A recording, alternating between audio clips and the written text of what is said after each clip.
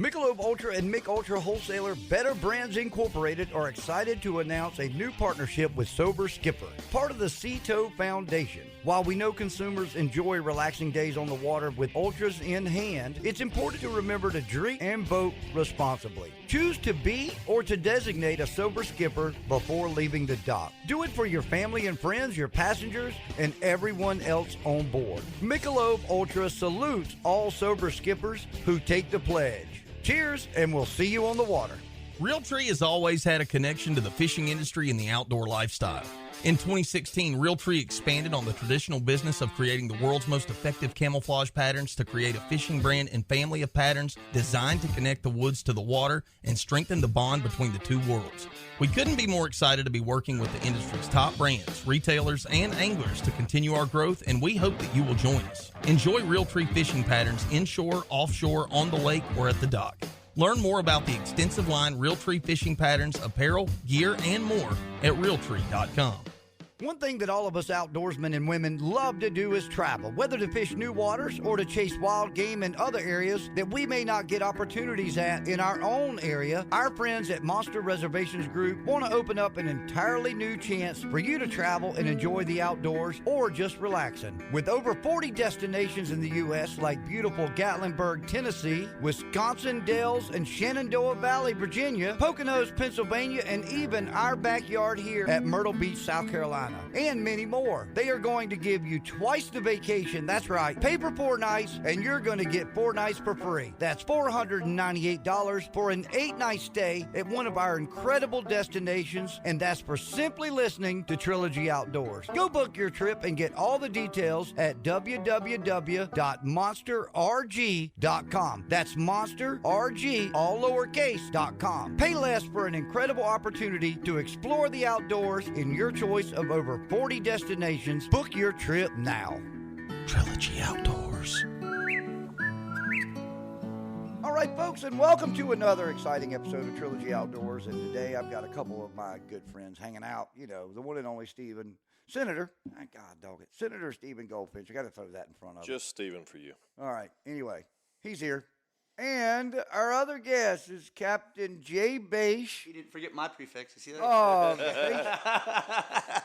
Baisch Boys Bait and Tackle in Murrells Inlet, South Carolina, and a longtime charter captain here, good friend. And today's guest is quite an interest to you as well, I think. I think you're kind of I'm excited for this talk, guys. I mean, I'm a little bit of an amateur archaeologist, like a bunch of us that are outdoorsmen and woodsmen, and I think this is going to be a real cool talk. If you are interested in what happened here before we were here, I think you're going to learn a lot of stuff today. It's going to be really cool. I'm going to say it just like I say it every week when we get together, Stephen. An hour's not enough, dude. An hour's not enough. I now know why some of our competitors out there are 2 hours and a half long. Oh, I could talk an hour about one point I found. This guy's going to be... I know. I mean, we're going to have a fantastic conversation with Dr. Adam King. And he's an archaeologist at the University of South Carolina, an anthropologist there as well, and has found a lot of interesting stuff in South Carolina and across the nation, really. And we're going to learn a lot today. So now, is he an employee of the state? Is that how it works? Is he an appointed position or what? No, so he's an employee of the university system, which is part of the state. Right. It is a state university, so yeah. Okay. Congratulations to all you Gamecocks out there, by the way. Last night I saw the girls. National championship winners. Yep. Second time in a row? Yeah. Second time. Dawn Staley's killing it. Dawn Staley is doing it. Yeah. Congratulations to y'all. While y'all were doing that, I was recovering from another incredibly miserable day offshore. That was tough fishing. I fished offshore yesterday, too. That was tough. Yeah, I know. You were right beside me. Well, I don't Not know. in the boat, I though. didn't recognize you because I don't know the boat, and Yeah, there was we only were hiding. one person in it, it looked like to us. Well, I had 3 people. No. To But us, no. it looked like there was one person. Well, in it. we only had 3 people. Did you catch anything, Jay? We actually, I'm heartbroken. We caught one wahoo that was about 15 pounds, caught a tune about 15 pounds, caught a king about 15 pounds, and I lost They lost a tournament on me. bite. Snakes. Yeah, but I lost a tournament bite. They lost. I saw a braid that I haven't seen in 2 years, and I had so much line out when the fish came. He tail whipped me. Yeah. And I had so much line out, I couldn't even tell the lure was gone. I couldn't tell the fish. There was so much just drag on the line. I could tell I was gaining on it, and it didn't feel good. And Yeah. I was like crying already. And Were you high speed trolling? no, that's the problem with meat fishing. There's so much has to go right to land a 100-pound fish when you're meat fishing. Yeah. So much has to go right, period, to land a 100-pound fish. Oh, yeah. But meat fishing specifically, because your drags are set a little bit looser, the fish can actually turn and swim 180 degrees away from you, where high speed and your drags are so tight, at best, the fish could maybe pull a 45-degree angle. You're breaking keeps his everything neck. out of his face. You're drowning the fish. You're drowning the fish. Yeah. And I think that's why a lot of big ones get caught high speed. It's not that the big ones aren't biting meat. Yeah. It's that so much has to go right to land that fish. Yeah. It does. That's all right. Well, my partner was he was struggling. My partner was struggling yesterday. He the ocean got the best of him. Once again, I've heard there's 3 people on your boat. I keep hearing. you couldn't see him. No, I saw one person. You didn't get to see him much. Lucas Inglis and Ralph. Yeah, Lucas Inglis and Ralph.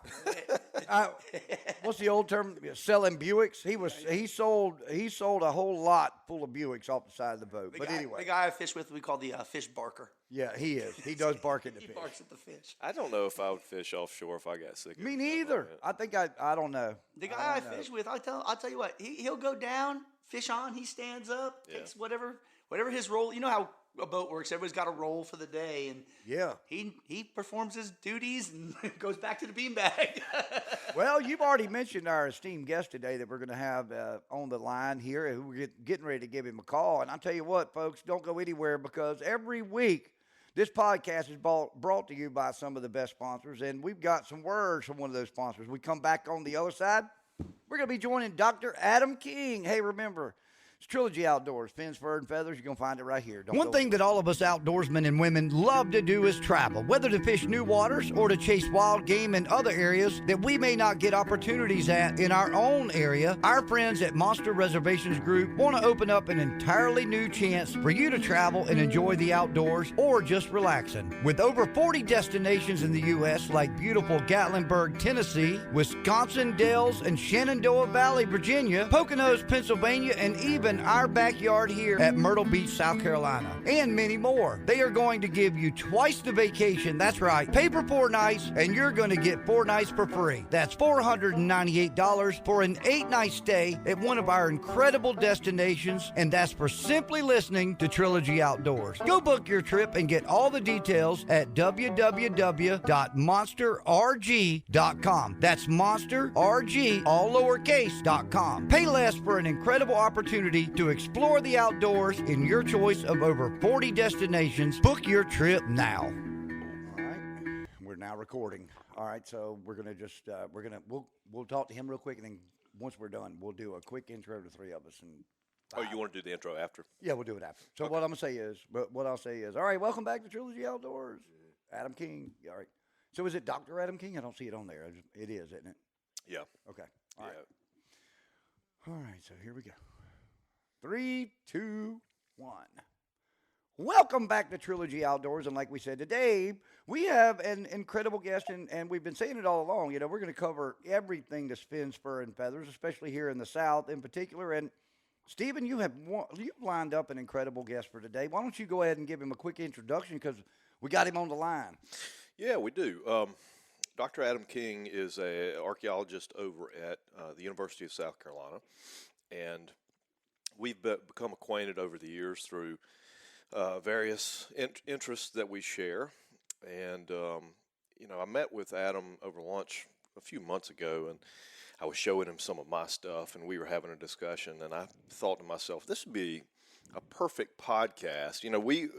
This podcast is focused on outdoor stuff, and a lot of times that focuses on hunting and fishing in particular, but we also have sort of a culture, tradition, heritage here in South Carolina of going outside and finding stuff. I mean, my dad did it. My granddaddy did it. My dad took me into the Cooper River. And Hunter-gatherer does not stop in the woods with a gun. No, it doesn't. Hunter-gatherer is gatherer and hunter of all kinds of things. That's exactly right. I mean, when I was 5 years old, I was, knee-deep in the Cooper River looking for fossils and shark's teeth and bones and Indian artifacts and pottery. And anyway, and our guest today, Dr. Adam King, is that's right up his alley. So welcome, Adam. Appreciate you joining us. Got him off mute? Yes. Thanks for inviting me. Yeah. So you tell us a little bit about yourself before we jump right in. I'm the director of the South Carolina Institute of Archaeology and Anthropology, which is a research institute on campus at U of SC. I've been doing archaeology in the Southeast. I guess I started in 1987, so however long that is. You'll know from my accent, I'm a Yankee. We'll forgive you. Went to school at Penn State. I appreciate it. Yeah. I went to school at Penn State, but the archaeology that I learned and the archaeology I'm interested in is down here in South Carolina and Georgia, and the Carolinas and Georgia. And so I started here at the university. It'll be 22 years, 24 years something in July. So I've been here a while, doing archaeology, and both in Georgia, in North Georgia, on the Georgia-South Carolina border on the Savannah River, and then over in central South Carolina. And the stuff that I do in terms of research is the later end of prehistory, what we call the Mississippian period, which runs anywhere from 1000 AD to the coming of Europeans. But you don't spend all this time anywhere without learning, about lots of different time periods and lots of different stuff. And like anybody else, I got interested in it because I'm interested in the past, and I like cool old stuff and like trying to figure out what happened in the past. Yeah, it's like a mystery that doesn't have a whole lot of clues, right? I mean, you've got some clues, but sometimes they're thousands and thousands. Heck, in some cases, they're millions of years old. And I think that's what makes it really interesting. Adam, you mind if I call you Adam? Sure, no problem. Yeah. Adam, I've read your book and really thoroughly enjoyed it. And by the way, go ahead and give us a plug on your book. Oh, I don't even remember what it's called. What is it called? Archaeology. Archaeology in South Carolina. I love that. That's right. Yeah, and it's Hidden Heritage of the Palmetto State or something like that. And it's an edited volume, so I only wrote a couple of chapters in it, and the idea was to draw together recent research across the state, some of it here at the Institute and some of it done by other people. And it was written, as you go to school for something, and especially, you go get a PhD, and they really, unless you're a creative writer, they beat it out of you to write in an interesting and accessible way. Right. And the idea was we wanted to write something that presented what we're doing, but presented it so, it was readable. And so the idea was to make that kind of a popular volume that introduced people to the various things going on in archaeology. And the cover is really cool, and I will be the first to admit I had absolutely nothing to do with that cover. The press designed it and showed it to me, and I'm like, yeah, that's great. It is an awesome cover. And I'll describe it for listeners that clearly can't see it. I think those are redstone points. They're not Clovis, I don't think. Right, you're right. Yeah, okay, redstone points. I see some pre-Mississippian Indian pottery. I forget what that stuff's called. Hang on a second, I'll tell you. He'll look it up in the book real quick. This is awesome because as an amateur archaeologist myself and having friends that are amateur archaeologists, we find stuff all the time and, have debates and discussions on what was this and what was that. It's whole, it's not broken. It was this, it was that. And this is some really cool stuff to look through and get a professional's opinion on what we're all trying to figure out. And like we said earlier, the clues are what you find. Yeah. Here's the clues. You found them. So what I was trying to find, Jay, was Stallings pottery, which is this stuff. I'm going to show it to the crowd here, which is this stuff, which looks. You got some of that. You've got some of that. I have an extensive local pottery collection, a little bit of everything. It looks like lines that run through pottery. I have that. Adam, how would you describe it? I have some. We call it the decoration jab and drag, and it's probably done with a a piece of wood or something like that. Mm-hmm. And it is a lot of it's linear sorts of things where they poke something in, drag, poke. And there's some different variations on it, but that's the earliest pottery that we have here in the eastern U.S. That How old? really How old? developed first. Oh God, I knew you were going to ask me these hard questions. That's late archaic. So what's that? Maybe 5,000 years, 4,500 cool. years old. Wow. So my daughter and I just got a new motor on my boat, new Yamaha. I'll plug Yamaha for them. Got a There you go. new Yamaha on my boat, and I told her that we needed to go spend a couple hours breaking it in. And so we got out on the Waccamaw River. I'm not going to tell you where, but we got out on the Waccamaw River, somewhere in Horry or Georgetown County, and pulled up at a sandbar. And I said, I guarantee you there's arrowheads or Indian pottery somewhere around here. And we started digging in a sandbank. And what do you know? Out comes a bunch of this Stallings pottery. Wow. I have a lot of that in my collection. I've noticed that stuff, when I find it, is usually almost a lighter color. Yep. Like it's almost Like white or beige. When a lot of Beige. the more modern stuff I find, and it almost seems harder, like there's less substrate in it or something, or it's smaller. Yeah. But it's definitely a different Well, color when I find it. The thing with the Stallings, the true Stallings is what we call fiber tempered, right? So if you look in the edge of it, or if you look on the inside of it, basically it's the clay is tempered with Spanish moss or sometimes grass, but it's perishable stuff that actually burns up Right. when the pottery is fired. And the whole point of the tempering is to give a little bit of expansion and contraction space for the actual clay so it doesn't break during firing. And so that Stallings looks the way it does because of the firing process, and then you can see the impressions of the Spanish moss in the side and in the back of it. Yeah. And if you go a little bit later, they get rid of the fiber tempering, but in a lot of cases, they're still doing versions of the jab and drag. Yeah.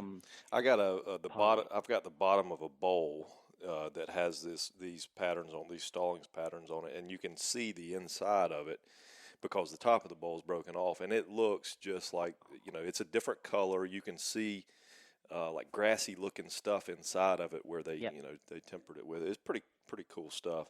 So I'm still looking at the front page. We haven't even got past the cover you're looking at. So I see redstone points, which I want to get back to those because redstone and Clovis are very interesting to me in South Carolina, namely because I haven't ever found one. I see a slave tag. Found one of those over the years. I see a piece of 8. Looks like a gold. Actually, it looks like a gold real, maybe. Yeah, I think it is. Yep. I see an old, looks like a tuning fork, or maybe it's a fork. Just a fork. Yep. I see a flintlock piece from, looks like a Enfield. And you got me on that one. Yeah, well, I got a few of those too. But anyway, I mean, the picture perfectly represents, to me at least, perfectly represents the history of South Carolina from the prehistoric up to the colonial days, and even Civil War days. This one's 1821 on the slave tag, I think. But I mean, that's the really cool stuff about South Carolina. I mean, we have history going back. How long, Adam, in South Carolina? How long? What's the oldest spear point found in South Carolina, for instance? So it gets this. This is still debated, but probably at least 20,000 years ago. We've got some stuff that the Clovis has long been accepted to be the earliest, and then over the past 20 years, people have been finding stuff beneath Clovis deposits, and they're getting dates that go back to 25,000 years ago in some cases. And we're starting to understand that there are people here at least 18 to 20,000 years ago, and what they're making is slightly different from the Clovis. We look at those Clovis and those redstones, and they're these big, long points. A lot of them are fluted that are spear points, and the earlier ones seem to be a little bit smaller. They're just a different style of point. But we can probably easily go back 20,000 years. And of course, the tricky thing is the further you go back, the fewer people there were here. And so there's less of an archaeological record to find. Right. But when you have the end of the ice ages, all of the ice melts. We get these giant lakes. These giant lakes drain into the rivers, and for a while, those rivers are really raging. The volume is up, the energy is up, and so it really changed, especially river valley landscapes, and took some stuff away and buried some stuff deeply. And so the really early stuff is not easy to find because of all of those reasons. So when you say 20 to 25,000 years, is that North America or is that South Carolina specifically? Well, so we've got, I don't know if I'm scooping something as somebody else has said, but there are pretty good dates that go back 20,000 years just here in South Carolina. That's amazing. And if you go, I mean, you can go over to Alaska and to sort of the northwest coast and come all the way down to Santa Barbara, and you can see the same kinds of dates over there too. But we've got some pretty early stuff even here on the East Coast. Meadowcroft Rock Shelter up in Pennsylvania has dates that go back 20,000 years, 1920. So it's becoming more, the data is becoming more robust, saying that we can definitively say, yeah, there's people here probably at least 18 to 20,000 years ago. So I can remember when the Folsom site was found, and that sort of changed the dates a little bit, right? I mean, I think it feels like everybody thought 10 to 12,000 years ago, and then the Folsom site came around, and I feel like that pushed the date back to 15,000 years. And then there was a couple sites down in like Venezuela or Mexico that pushed it back to that 20 to 25,000, right? There are some. There's Monteverde, which is down on the southern tip of Chile, which goes about 14, 15, 16, and then if you kind of go up the coast of South America, there's one or two that push it back, pushing 20. And so there's little bits of it, but the thing with Monteverde was a big deal because it's a major excavation. They got lots of radiocarbon dates. They got preserved organic stuff, which you don't normally see. And, the idea is if people are at Monteverde at 14,000, 14,500, then they didn't just come across the land bridge at that time and go all the way to South America. And so it sort of implied a much deeper history. And the more we do and the more people look for this sort of information, the more we're finding it. So I read something one time that basically said the Diaspora, the original, coming out of Africa, if they came out of the sort of the cradle of humanity and spread out, all over Asia, the farthest point they could make it in Asia, in East Asia, the farthest point they could make it in East Asia, which I guess would have been the Mongolian border where they would have started on the land bridge, they could have made it there within 40,000 years. Okay, so and you could do the math on how many miles that is. So generation to generation, you move 100 miles, natural expansion and whatnot. You move 100 miles every generation, whatever it might be. By the time they get to the land bridge, it's 40,000 years, and then you can do the math from there. How long does it take them to get down to South America? And that's a way, Adam. That's a ways, right? And then it reverses up. Like there's the whole midden culture that follows it back up the coast, and we have middens up here that they follow all south. That those people expanded and brought this different cultures all around. It's cool stuff, man. Yeah. So Adam. Yeah. And go ahead. I was just going to say. So so they're probably popping down the coast first, and the tricky thing with the coast is during the Pleistocene, the coast is quite a ways out under the ocean right now. So some of the earliest sites are probably underwater. That we aren't very effective at getting to. That's for sure. So the earliest sites would be under the ocean water right now. Yeah, because we don't have any high ground out on the ocean. Now y'all got me. So one of the things that makes you think about that, there's a site off of South Carolina that is known to some divers. It's 40 miles, it's 110 feet of water, and it's got giant cypress stumps all over this piece of live bottom. And the first time I saw it, it just like it takes you a minute to process. Yeah, you're in 100 feet of water. You're in 100 feet of water, and you're looking at cypress stumps, and you're like, I mean, I know that happened, right? But you got to just imagine the forces of the world that made that happen. Wow. Right? There was a cypress swamp 40 miles off of our coast in 110 feet of water. I don't know how long ago that was, 20,000 years ago, 100,000 years ago, a million years ago. I have no idea. Nobody wrote it down.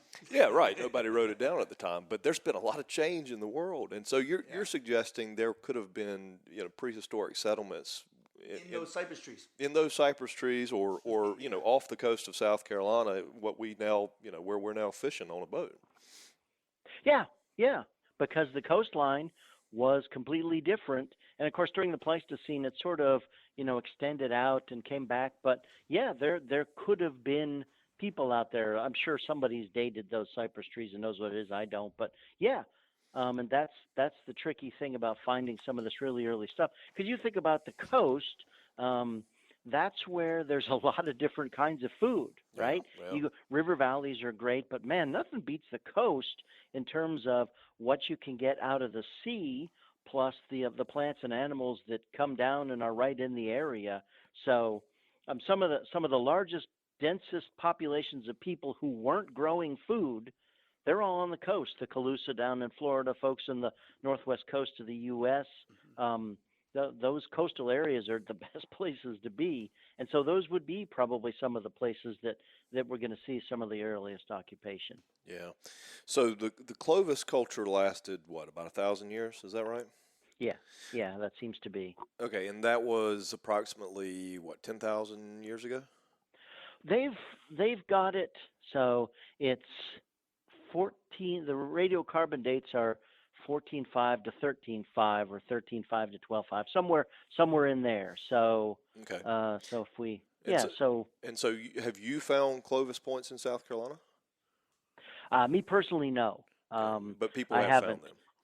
Yeah, no, they, and again, Al Goodyear, who just retired from the Institute here, he has something called the Southeast Paleo-American Survey, CPAS, and that's exactly what his research interest is, and he works a lot with people who collect artifacts, and you can look through people's collections and find projectiles dating to all time periods, but one of the ones that they look for are these really early projectiles, just to get a sense of where they are on the landscape. So yeah, they're out there. I mean, there aren't tons of them, but they're definitely out there. And are they also on the coast, or are they just found in the Midlands or the Upstate? Where are these points being found for the most part? They're everywhere. Wow, that's just incredible to me. And one of the things that always strikes me as interesting is that we don't have native rock. I mean, we have some limestone down deep, but we don't have native rock in Horry and Georgetown County. I mean, we just don't have rock, right? I mean, that sounds funny to some. We have super high erosion rate and no natural rock. Right. So when you go to look for stuff here, it's a little more accessible than it is other places. That's right, and that sounds funny to people that aren't from here, but I mean, we literally have no rocks. Yeah, someone carried it here. So if we find a rock, right, somebody brought it here in some way, shape, or fashion. And if you find a stone point, somebody brought the rock That's here. the crazy part. And that's what I want to ask you about, Adam. So, did they bring the point making material with them? Did they bring the points with them? Did they trade other prehistoric humans for these points, that lived in the upstate or in the Midlands? How did the points get here? Yeah, and that's we still talk about that and try to understand it. What we think, especially the earliest cultures, the what we call the Paleo-Indian, there aren't that many people, and the way we think about it now, for the most part, is that the small groups of people, 10, 15, 20, and they have a pretty big territory, and so they might go in the seasons. They might go from the coast into the Piedmont or even the upstate and back. generally they're organized around river systems and things like that. But in a lot of cases, those territories seem to be set up so that they're either there's a certain kind of rock that they can get access to, or they're going somewhere close by where other groups have access to it.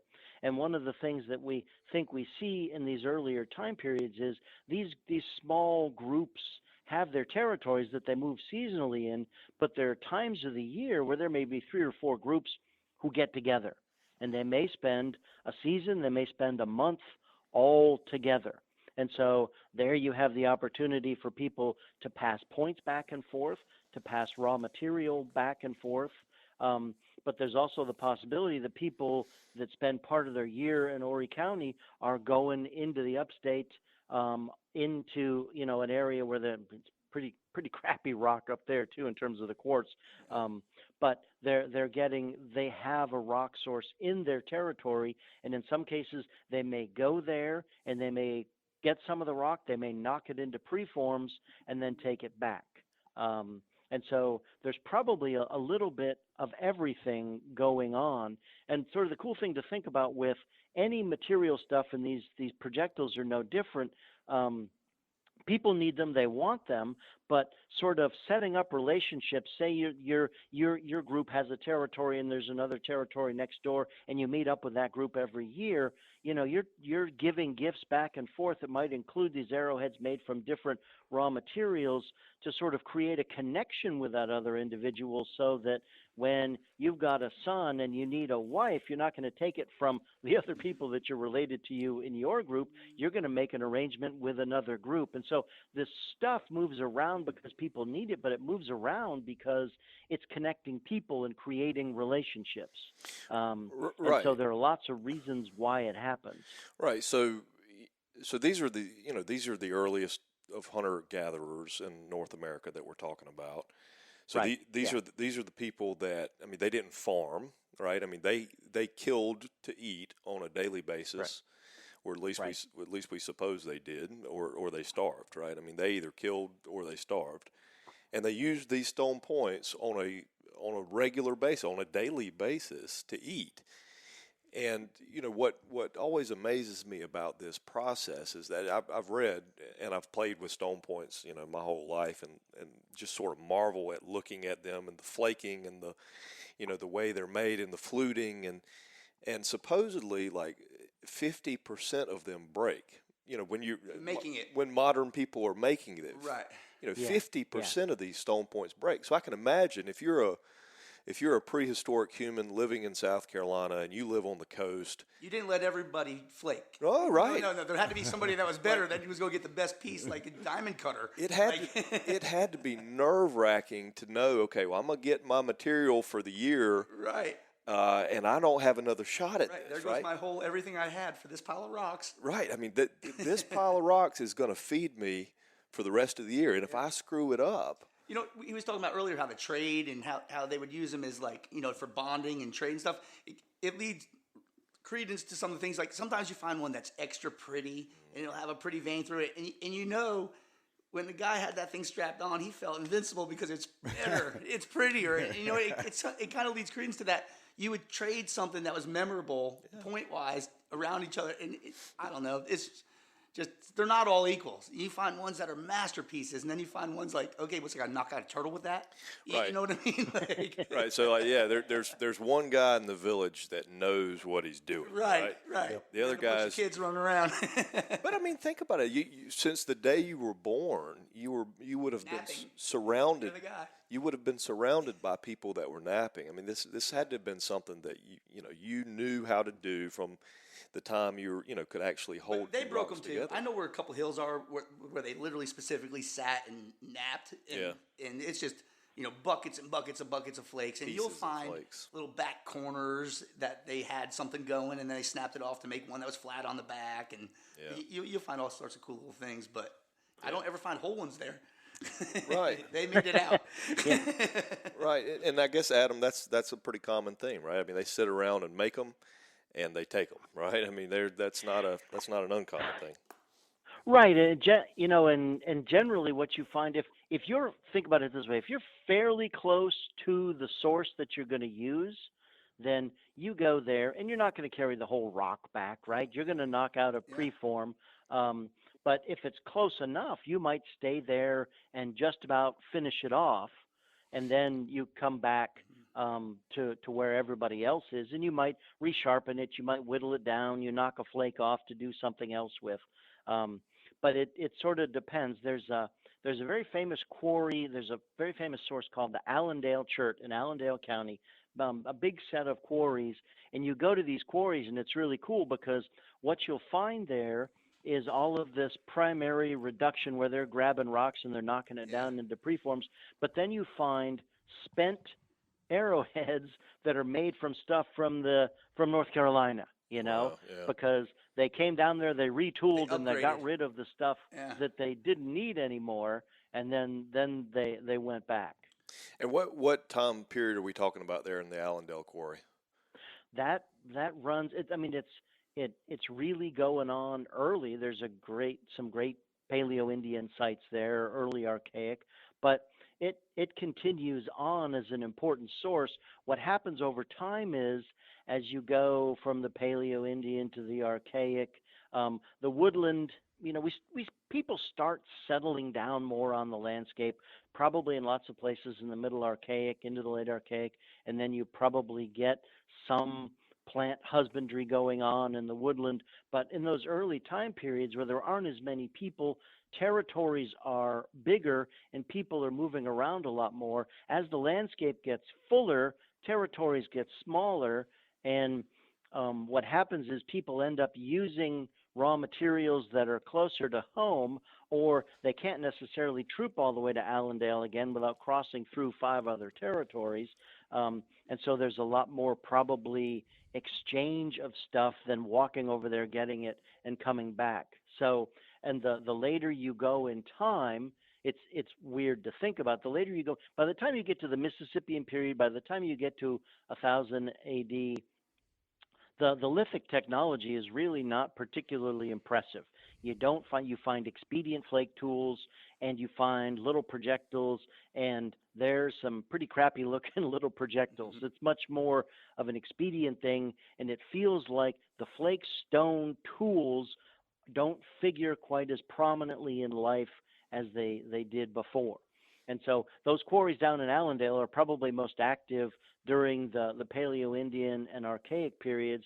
And as you get into the woodland period, from maybe you get 1000 BC on, territories restrict and people aren't doing quite as much with the flake stone, and you see less use of the area.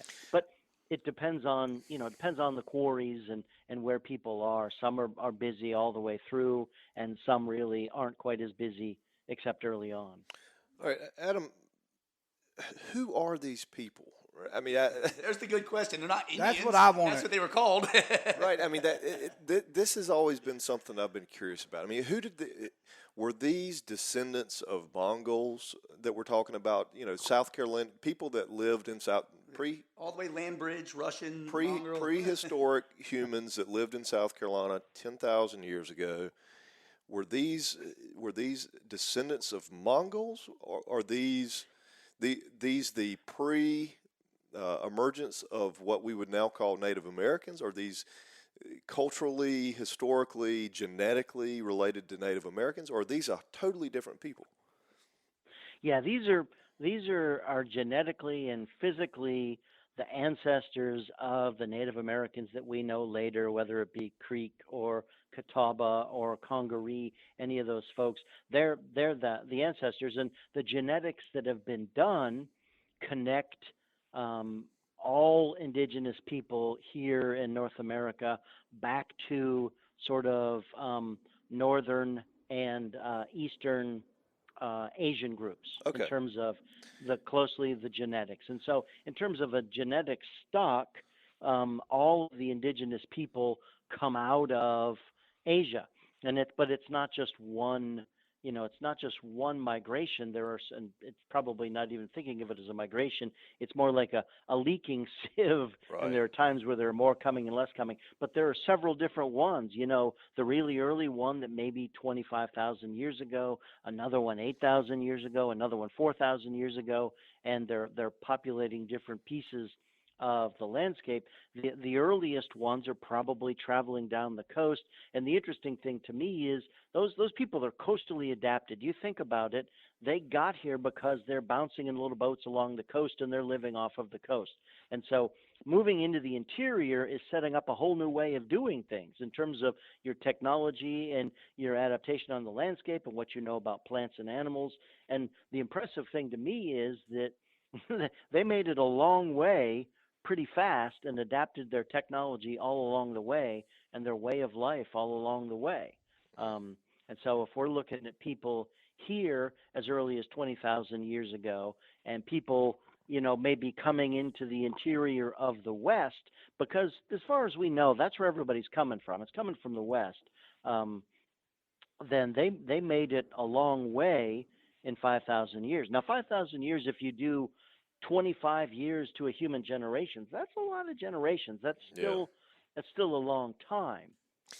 And you remember that North America was an open landscape. It was a paradise. There wasn't anybody else here, and so it wasn't like they were competing with other people for access to food. It was just figuring out where it was and what it was and how to exploit it. And so that's the cool thing is, man, they made it here really fast. Yeah, no, they did. Well, at least it seems like it. If they showed up 20,000 years ago, they made it here quick. And I suppose, I mean, do you think they came across the top of Canada, from the land bridge and then down the coast, or did they just come through central North America right across? I mean, is there any evidence to show they came across Canada and then straight down? The interesting thing about the studies that have been done with the land bridge, the land bridge, yeah. But once they got to the land bridge, they hit an ice wall. We talk about this ice-free corridor that went from Alaska down into the northern plains, into Canada. And that ice-free corridor wasn't really open and habitable until 10,000 years ago.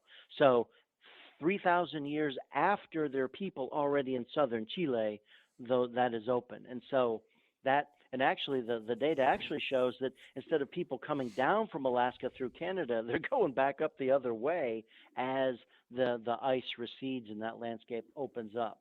And so that's, to me, one of the most interesting questions is, all right, how did they get across?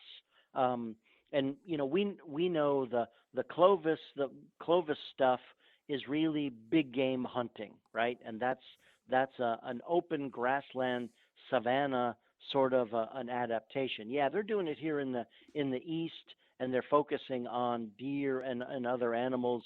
But that's really sort of a big game hunter kind of approach.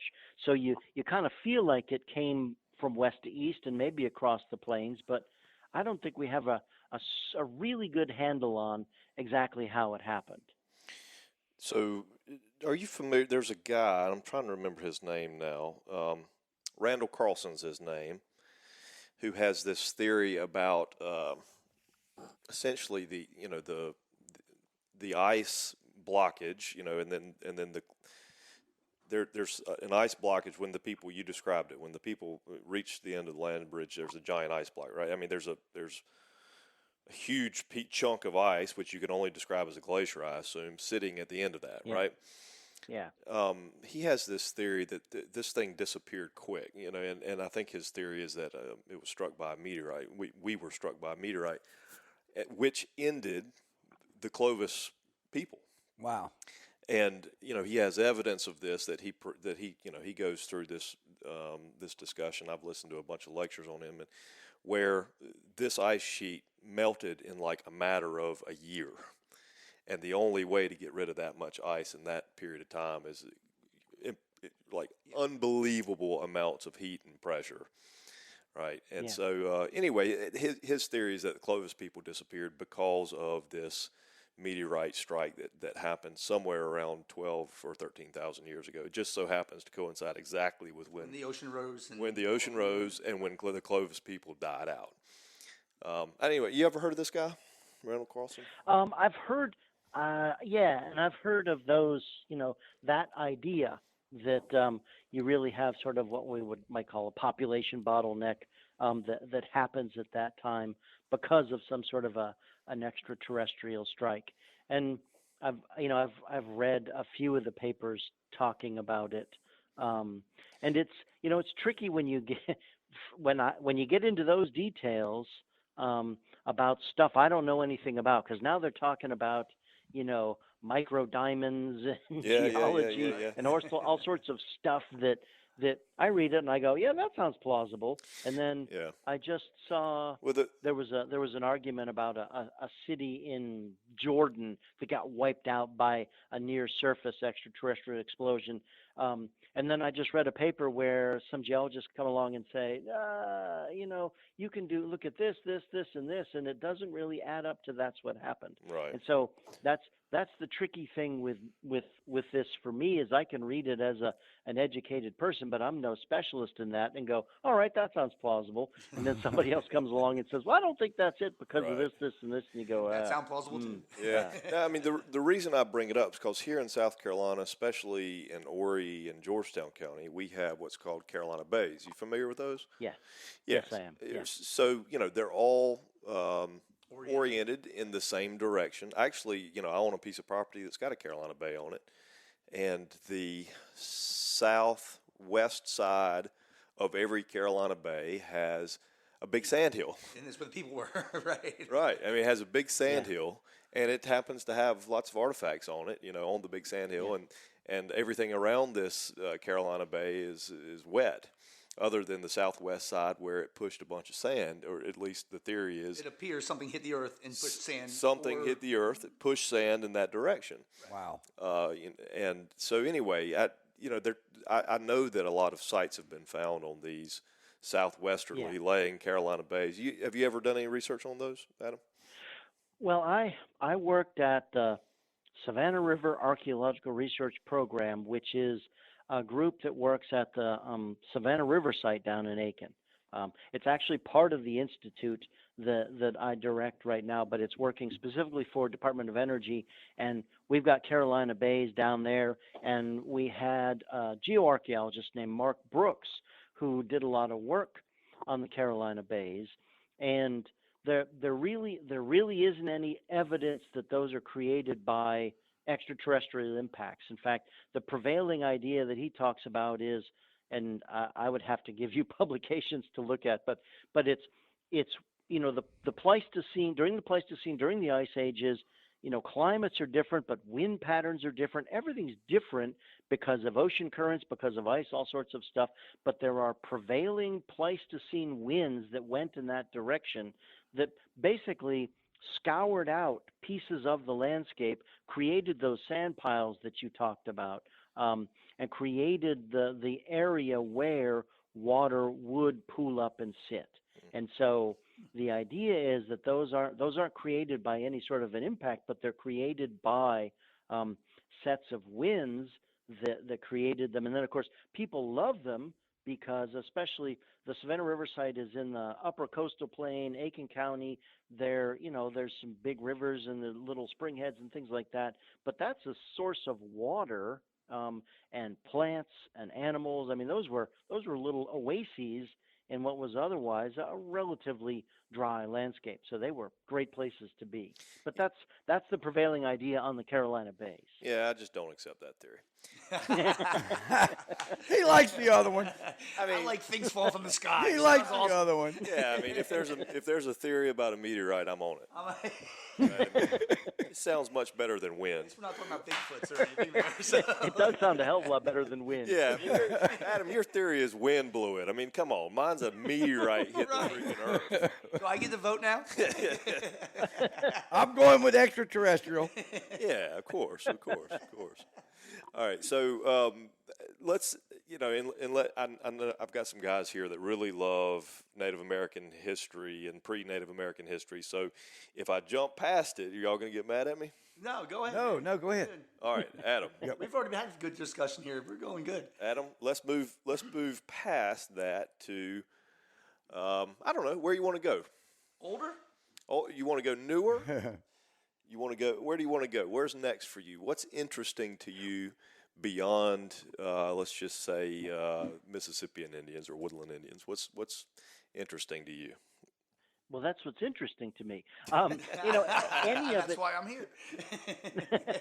You know, any of it, and you said this at the beginning. The cool thing about this is that it's a puzzle, right?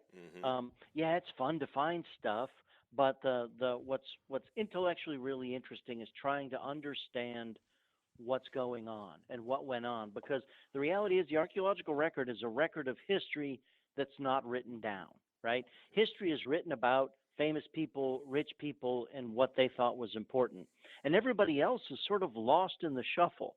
And so the interesting thing to me is that we have the story, or we can learn the story of regular people, because regular people make up most of the world, right? Yeah. And that's as interesting as anything, is the lives. But you get the lives of the enslaved, the lives of poor people, the lives of indigenous people that we don't have anything written down. All of this different stuff that really created where we're at today.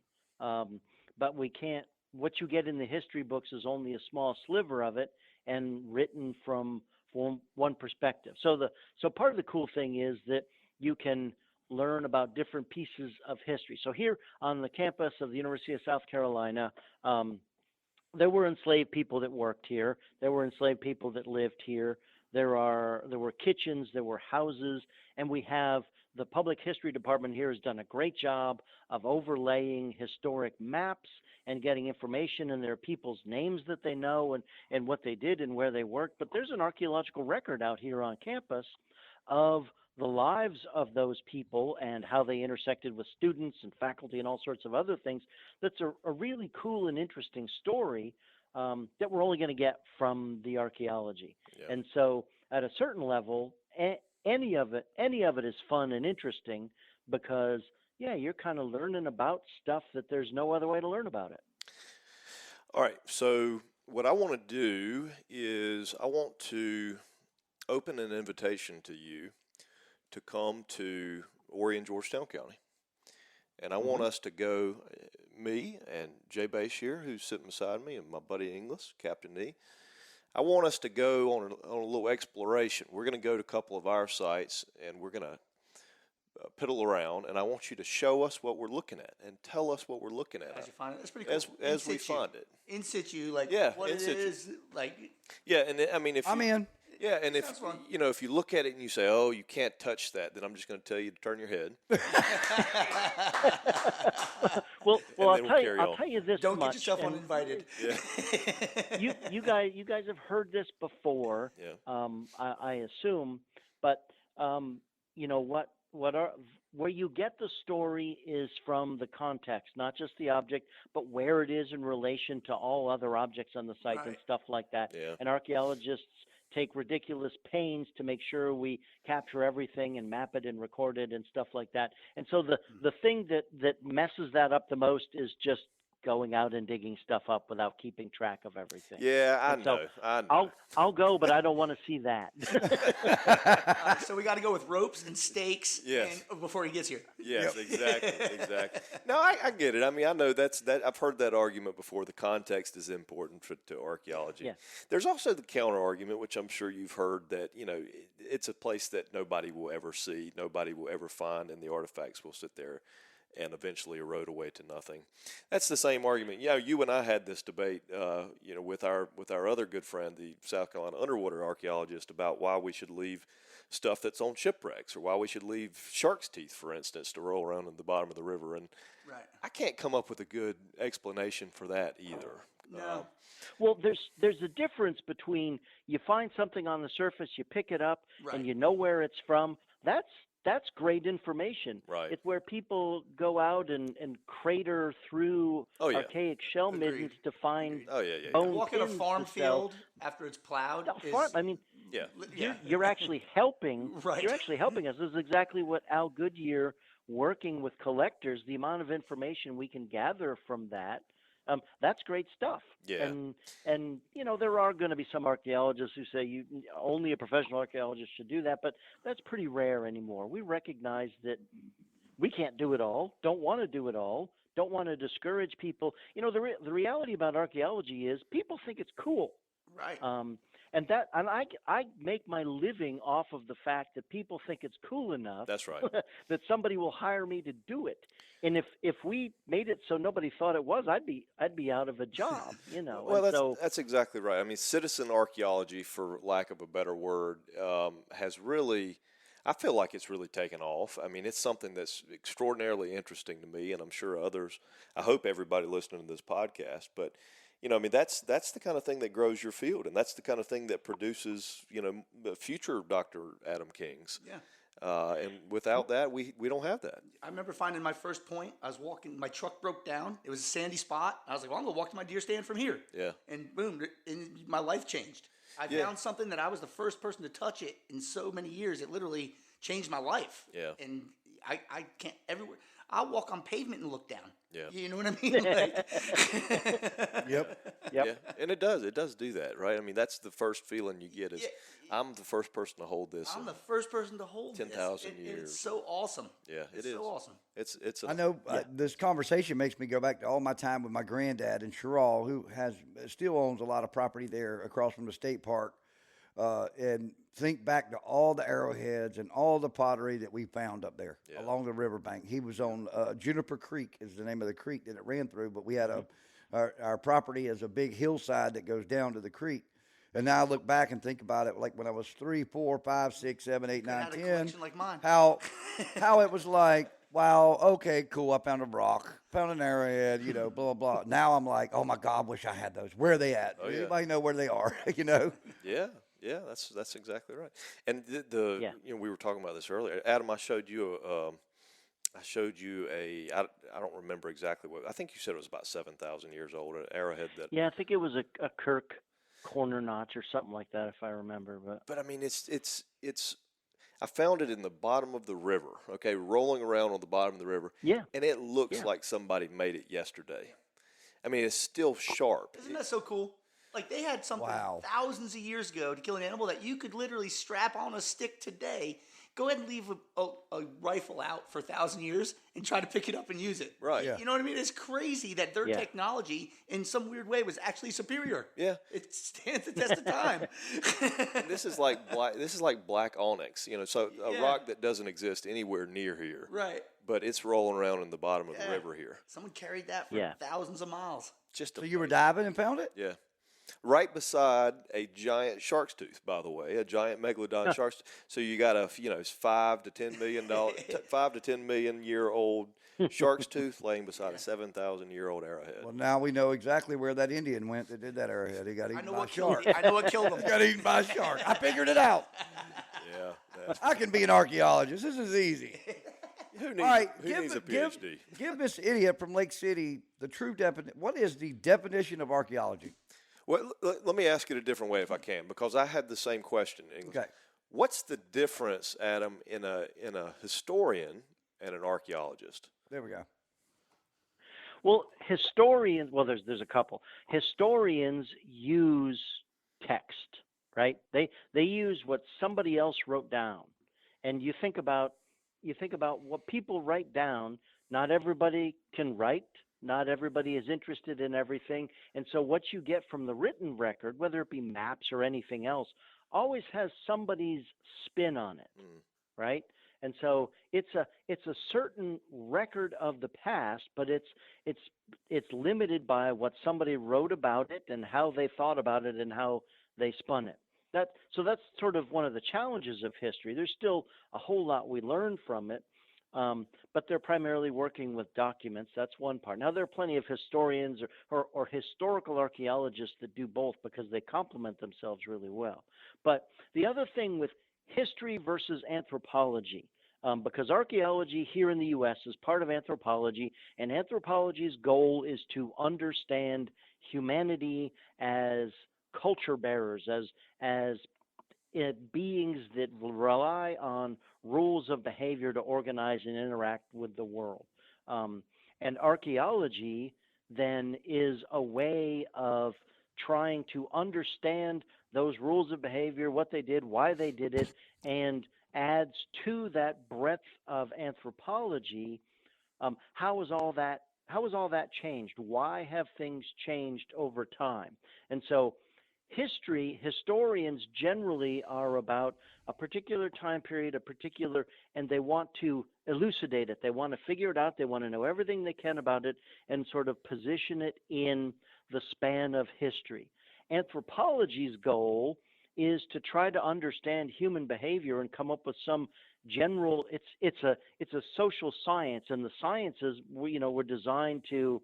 We're going to come up with general laws about everything. We figured out you can't come up with general laws about human behavior, but you can come up with generalizations and broad patterns about why people do things and what works and what doesn't. And so that's sort of the difference between history and anthropology. History is about understanding a piece of time and putting it in its place. Anthropology is about trying to understand where we fit in this broad brushstroke and what we can learn about the broad brushstrokes of human behavior and the past. Yeah. So they're sort of put to different uses. At the same time, historians do archaeology and archaeologists work with historical documents because they do help one another. That's a great way to wrap this up. I think so too. And Wow. Seems like a question I should have begun with rather than ended with. But thanks for telling us. Thanks for telling us.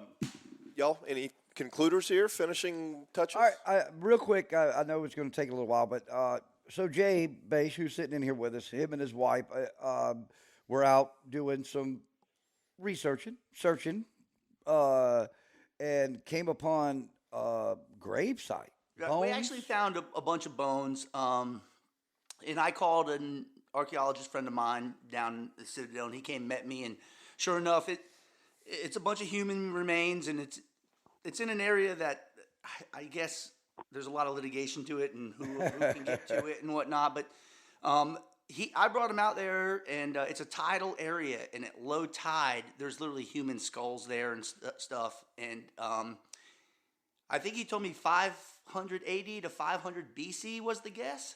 Wow. Mm-hmm. And just really cool stuff. And yeah, want to know one of the really cool things about the coastal Indians we have, or misterminology Indians, I'm sorry, but they use a lot of shells. And I have really cool, like, whelk shells that were mounted on sticks, and they beat with them like little axes, and they make little hand tools for digging clams and stuff. And you find so many cool things that are just so unique because rock was so far away. We had shell, which was way more brittle, but we find a unique set of tools here that they're not going to find anywhere else. And it's pretty cool. Yep. Yeah, that is. Yeah, oyster shells would be great. They're pretty. I find oyster shells with holes drilled in them all the time and stuff. Were oysters are even around then, though? Oh, yeah. Okay. I mean, here we go. Well, they had our modern oysters. All right, let's go on for another hour, folks. Oh man. You know what? Really, I mean, I mentioned something, or I'm sorry, I am going to go on for a little bit longer. Yep. But what in the rivers where, like I was mentioning earlier, where I found a big megalodon tooth right next to an arrowhead, in the rivers where that exists, I'm always surprised that I don't find a megalodon tooth that's been fashioned into. I have several shark's teeth that have been fashioned from the beach out here by our local marina. Yeah. I have found several shark's teeth. The old great white ones that you can find on the beach, the actual very symmetrical ones that have had a hole drilled in them, or attempts at holes drilled in them, or they have wear patterns where there was lashing on the corners. Because I mean that is a rock. That thing is huge. That's megalodon teeth. An animal with that, yeah, you're going to get it back. It ain't going to break. Well, that's what I was saying. I mean, that was a source of rock. I mean, a fossilized rock that was a bone at one time, or calcium at one time. But I've never found one that's actually been turned into a spear point. And it seems like that's an obvious source in the rivers in the Black Rivers in South Carolina, where that I would imagine 5,000 years ago, that was a ready source of sharp, pointy rocks. Yeah. Why haven't we found any shark's teeth that have been fashioned into a spear point? With fluting on the back end and everything. It just seems like a ready source of material. Well, I don't know how much anybody was diving in the rivers and pulling stuff out like you guys do, but you have to think about people do stuff because that's the way we do it, kind of a thing. I know that's not the most satisfying explanation. That's but a great explanation. No, it's a good one. They could have picked that up and went, well, that's cool, but shit, what am I going to do with that? That's wear it around, like all the ones I found, I think were jewelry. Like, wear it around my neck. Yeah. Yeah. Right, but now, when I look at it, I say that could be used as a weapon. Yes, sir. Right, but maybe not. Maybe not. You were too smart. Well, and we've learned a little bit about sort of how they could continue to today and how they past probably viewed the world. And, something from the ocean is different from a rock from the land, and it may not have been the appropriate thing to do either. I mean, there's a lot of that. People do weird stuff because that's what they believe, or, they do unexpected stuff because that's what they believe. And so who knows how much of that was like, no, that's not what we use that for. So we even know it was a shark's tooth even. I mean, you don't have any contact with a great white shark. You've never seen anything in your life with teeth like that. You found that teeth. I mean, that could be a monster's tooth. It might be bad mojo. Bad juju to touch that thing. Touch it. Who knows? I mean, you could find these things. You could find these things in knee-deep water in the Cooper River. I mean, when I was a kid, you could find them knee-deep water in the Cooper River. Probably not as easy nowadays until after a storm. But I imagine they ran into them in the shallows in places like the Cooper River or the Edisto River. And I mean, you're right, though. What are they thinking when they see that? Is that a sea monster? Better not touch it. Well, right. I don't know. So here's a cool thing to think about. What we know now about it is you go under the water and it's an underwater realm, but it's the same as going under the ground. And there's a particular monster that's the Lord of Death under the ground that's sometimes thought about as some sort of a cat monster, but also a giant snake. And sometimes they go back and forth, but they got these big sharp teeth. Yeah. And so I could see somebody pulling that out of the water and going, that's proves the my Lord God of exists. Death's tooth. Yeah. And so I'm going to do things with it, but it's not going to be to make an arrowhead out of it. It could be to make some sort of adornment out of and stuff like that. But so those sorts of things play into it that we really have a hard time getting at. Yeah, and probably will never get at. Yeah. Well, hey, Dr. Adam King, thank you so much for joining us. This was a very interesting conversation. Absolutely. It had a little something to do with hunting and fishing. It does. No, 100%. If you're not 100%. Nature is not a place to visit. It's where we live. That's and right. until you get that right, you're missing out your purpose of existence here. Whole point. So, yes, nature is where we live, and the more we can find out about it and where we belong in it and part of it, we're so glad for what you do, man. That's awesome. Absolutely. Yeah, thank you, Adam. Appreciate your time today, and appreciate the interest that you have in this stuff, because it's an interest that I have and that so many other people have, and we just don't get to hear about it that often. And I have another quick question for you. As a archaeologist, are you interested in seeing like extensive collections and kind of seeing if there's different stuff? Like I collect, my brothers He wants collect. to see it, but he wants it in the location where you found it. Well, I mean, and I don't even. Well, I mind don't giving need to that see it in the location. I just need to know where it came. Well, let's put it this way. You can show me stuff and you have no idea where it's from, and I'm going to go, wow, that is. I know that where all dates my stuff comes 12,000 years from. ago. Yeah. But if you do that, then absolutely, because we learn as much as if I went down there and did a survey of that piece of land, Yeah, I mean, I've got because pots that you could fit a volleyball in that are 75% complete that we've put together, and just really cool stuff that you can definitely age, and you know what I mean, just cool stuff. Yeah. Wonderful. Well, that adds to what we understand about the use of South Carolina at different times. There are only so many archaeologists, and there's only so much money, to do this sort of stuff. And there's a lot more out there to be learned than what we do personally. So, yeah. All right, well, you're going to get some pictures. There you go. So you know. Okay. We're going to send you some stuff. All right, ladies and gentlemen. That would be cool. All right. Thank you, Dr. Adam King. And once again, this has been another fun and exciting episode of Trilogy Outdoors. And I tell you what, remember, if it spins, fur, feathers, or Rocks. shells, Archaeology, you'll find it right here. Make sure you subscribe. We'll see y'all soon. Trilogy Outdoors Podcast is a product of Trilogy Outdoors Media. All views and opinions of our hosts and guests are not necessarily those of our sponsor. Trilogy Outdoors is produced and edited by Trilogy Outdoors Media. Be sure to follow us on all the podcast platforms as well as our social media pages on Instagram, Facebook, and Twitter. And also, don't forget our other brands, Southern English Radio Show and Walk 'Em All Outdoor Magazine. To find more information, visit TrilogyOutdoorsMedia.com. And remember, if it's anything dealing with fins, fur, and feathers, you're going to find it right here on Trilogy Outdoors.